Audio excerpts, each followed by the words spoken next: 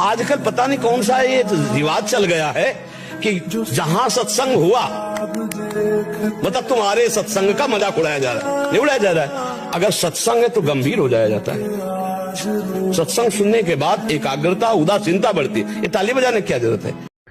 বুঝতে পারছি না যে আজকাল কোন ধরনের রীতিনীতি চালু হয়ে গেছে। যেখানেই সৎসঙ্গ হয় সেখানেই হাতে তালি দিতে বেশি ব্যস্ত।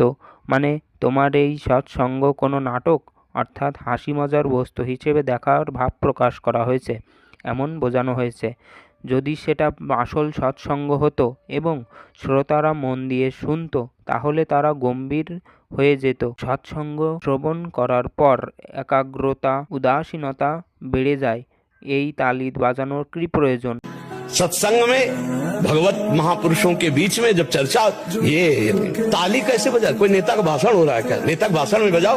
अब वो साधु बोल रहा है अपना अनुभव, आप तालियां बजा रहे हो, मतलब क्या मतलब? तालियां नहीं बजाओ, उदास हो जाओ कि ये जो कह रहे हो मेरे जीवन में नहीं, कब आएगा?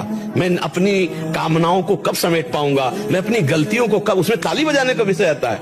সৎসঙ্গে ভগবত মহাপুরুষদের মধ্যে তা শ্রবণ করে তালি বাজানো উচিত নয়।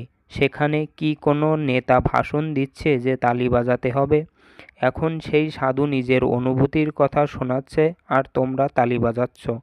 সেখানে তালি না বাজিয়ে উদাস হয়ে যাওয়া উচিত, কারণ সে যা বলছে তা আমার নিজের জীবনে পালন করতে পারছি না। সেটা কবে আমার জীবনে আসবে এবং পালন করতে পারবো?